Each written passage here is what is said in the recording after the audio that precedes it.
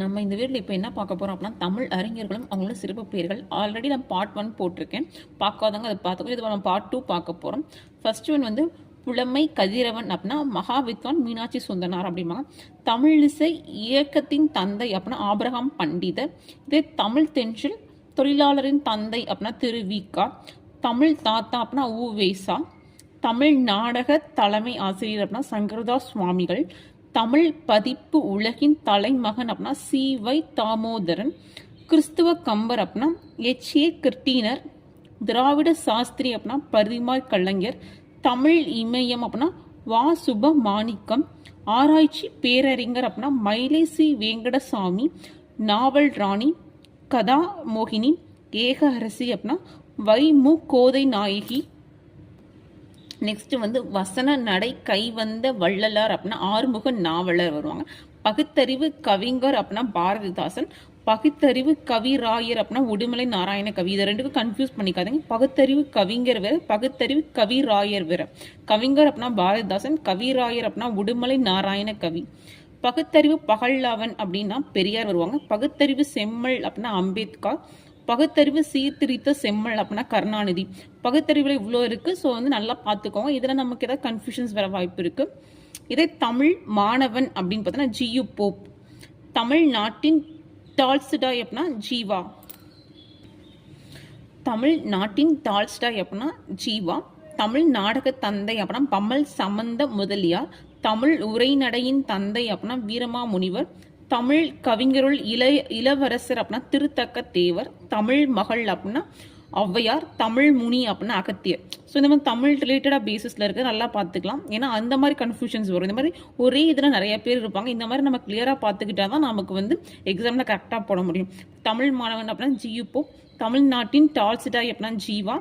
தமிழ் நாடக தந்தை அப்படின்னா பமல் சம்பந்த முதலியார். தமிழ் உரைநடையின் தந்தை அப்படின்னா வீரமாமுனிவர். தமிழ் கவிஞருள் இளவரசர் அப்படின்னா திருத்தக்க தேவர். தமிழ் மகள் அப்படின்னா ஔவையார். தமிழ் முனி அப்படின்னா அகத்தியர். தமிழ் நாட்டு புறவியலின் தந்தை அப்படின்னா வனமாமலை அப்படின்றது. தமிழ் நாட்டின் ரசூல் கம்சதேவ் அப்படின்னா பாரதிதாசன். தமிழ் இலக்கிய விடிவெள்ளி அப்படின்னா பாரதியார் அப்படிவாங்க. அவர் தான் செல்லிதாசன் அப்படின்னு சொல்லுவாங்க. தமிழ்நாட்டின் பெனாட்ஷா அப்படின்னா மு. வரதராசனார். மூவான்னு சொல்லுவாங்க. தமிழ்நாட்டின் அட்லி செஸ் அப்படின்னா சுஜாதா. தமிழ் வரலாற்று நாவலின் தந்தை அப்படின்னா கல்கி. தமிழ் வியாசகர் அப்படின்னா நம்பியாண்டார் நம்பி. ஸோ இந்த மாதிரி தமிழ்ன்றது அகெயின் நம்ம இந்த மாதிரி ஒரு நல்லா பார்த்துக்கிட்டோம் அப்படின்னா தமிழ்லேயே முன்னாடி கொஞ்சம் பார்த்தோம், இப்போ கொஞ்சம் இருக்குது. ஸோ எல்லாத்தையுமே கன்ஃபியூஸ் ஆகாமல் பார்த்துக்கோங்க. நெக்ஸ்ட் வந்து கவி ஞாயிறு அப்படின்னா தாராபாரதி. மொழி ஞாயிறு அப்படின்னா தேவநேய பாவலர். கவி ராட்சசர் அப்படின்னா ஒட்டக்குத்தர். தென்னாட்டு காந்தி அப்படின்னா அறிஞர் அண்ணா. அதுக்கப்புறம் சண்டமாருதம். தேசம் காத்த செம்மல். இதெல்லாம் வந்து முத்துராமலிங்க தேவர் சொல்லுவாங்க. தேசம் காத்த செம்மல். சண்டமாருதம் அப்படின்றது. நெக்ஸ்ட் வந்து செக்கெழுத்த செம்மல் கப்பலோட்டிய தமிழன் அப்படின்றது வ.உ. சிதம்பரனார் அப்படின்னு சொல்லுவாங்க. ஏலிசை மன்னர் அப்படின்னா தியாகராஜ பாகவதர் அப்படின்னு சொல்லுவாங்க. இதே மக்கள் திலகம் பொன்மன செம்மல் அப்படின்னா எம்ஜிஆர், அவங்கள தான் அப்படி சொல்லுவாங்க. சாணக்கியர் அப்படின்னா ராஜாஜி. கவிக்கோ அப்படின்னா அப்துல் ரஹ்மான். கவியோகி அப்படின்னா சுத்தானந்த பாரதியார். ஆக்சுவலாக பாரதியார் வேற, சுத்தானந்த பாரதியார் வேற, கன்ஃபியூஸ் ஆகிக்காதீங்க. சிறுகதையின் முன்னோடி அப்படின்னா வ.வே.சு. ஐயர். அப்பர் அப்படின்னா திருநாவுக்கரசர். திருவாதவூரார் அப்படின்னா மாணிக்க வாசகர். தென்னாட்டின் பெனான்ஷா அப்படின்னா அறிஞர் அண்ணா. தென்னாட்டின் சிங்கம் அப்படின்னா முத்துராமலிங்க தேவர். அதே மாதிரி தென்னாட்டின் வர்றதை கொஞ்சம் தனியாக பார்த்துக்கோங்க. தென்னாட்டின் பெனான்ஷா அப்படின்னா அறிஞர் அண்ணா. தென்னாட்டின் சிங்கம் அப்படின்னா முத்துராமலிங்க தேவர். தென்னாட்டு திலகர் அப்படின்னா வ.உ. சிதம்பரனார். தென்னாட்டு ஜான்சி ராணி அப்படின்னா அஞ்சலை அம்மாள். ஏன் தென்னாட்டு ஜான்சி ராணி அப்படின்னு சொல்லியிருப்பாங்கன்னா அவங்க பர்தா அணிஞ்சு காந்தியடிகளை போய் பார்த்துருப்பாங்க. ஸோ அதனால தென்னாட்டின் ஜான்சி ராணி அப்படின்னா அஞ்சலை அம்மாள் சொல்லியிருப்பாங்க. தமிழ்நாட்டின் மாப்பசான் அப்படின்னா புதுமை பித்தன். திரை கவி திலகம் அப்படின்னு பார்த்தோம் அப்படின்னா மருத காசி. அழுது அடியடைந்த அன்பர் அப்படின்னா மாணிக்க வாசகர். கவிக்குயில் அப்படின்னா சரோஜினி நாயுடு. இசைக்குயில் அப்படின்னா எம்.எஸ். சுப்புலட்சுமி. ஸோ கவிக்குயில் இசைக்குயில் ரெண்டும் மாற்றி பார்த்துக்கோங்க கரெக்டாக. தமிழகத்தின் அன்னி பெசன்ட் அப்படின்னா மூவுலு ராமாமிர்தமாள். தமிழகத்தின் அன்னி பெசன்ட் அப்படின்னா மூவுலு ராமாமிர்தமாள். முத்தமிழ் காவலர் அப்படின்னா கி.ஆ.பெ. விஸ்வநாதம் அப்படின்றது விஸ்வநாதம். குழந்தை கவிஞர் அப்படின்னா அல வள்ளியப்பா. புனலாலட்ச அந்த நாளர் அப்படின்னா கபிலர், ஆளுடைய அரசு அப்படின்னா திருநாவுக்கரசர், ஆளுடைய அடிகள் அப்படின்னா மாணிக்க வாசகர், ஆளுடைய நம்பி அப்படின்னா சுந்தரர், ஆளுடைய பிள்ளை திராவிட சிசு அப்படின்னா திருஞான சம்பந்தர். ஆக்சுவலாக குரூப் 2 2022 வந்து ஒரு பிவைக்யூரோ ஒரு ஸ்டேட்மெண்ட்டாக கொடுத்து கேட்டிருந்தாங்க. ஸோ அதனால் ஆளுடைய அரசு, ஆளுடைய அடிகள், ஆளுடைய நம்பி, ஆளுடைய பிள்ளை இதெல்லாம் யாரையும் கரெக்டாக பார்த்துக்கோங்க.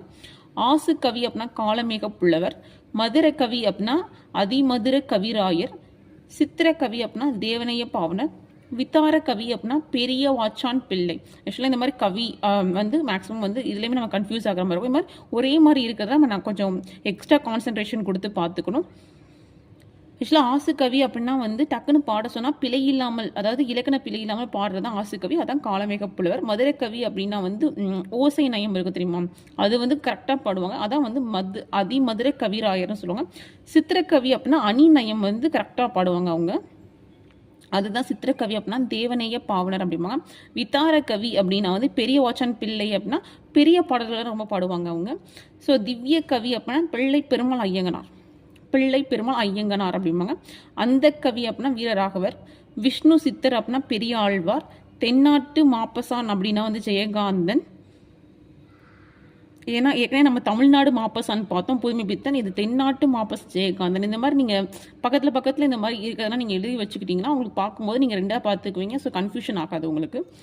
தனித்தமிழ் இலக்கியத்தின் தந்தை அப்படின்னு பார்த்தோன்னா மறைமலை அடிகள், இந்திய நூலகவியலின் தந்தை அப்படின்னா ரா அரங்கநாதன்,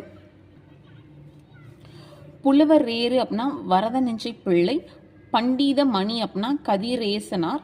இது தமிழ்நாட்டின் தாகூர் அப்படின்னு சொல்லுவாங்க, இட்டி புதுமை கவிஞர்னு சொல்லுவாங்க. யார்? வாணிதாசன் தான். இது இக்கால ஔவையார்னு பார்த்தோன்னா அசலாம்பிகை அம்மையார், அசலாம்பிகை அம்மையார்னு இக்கால அம்மையார், சாரி இக்கால ஔவையார்.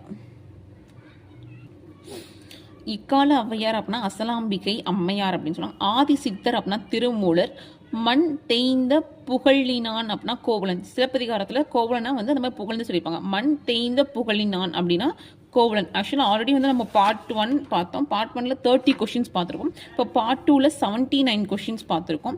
ஸோ டோட்டலாக வந்து எல்லாமே பார்த்துக்கோங்க. மேக்ஸிமம் வந்து இந்த 2 பார்ட்ஸ் பார்த்தாலே மேக்ஸிமம் வந்து 1 or 2 கொஷின்ஸ் வந்துடும், இது கன்ஃபார்மாக 1 கொஷின்ஸ் வந்துடும்.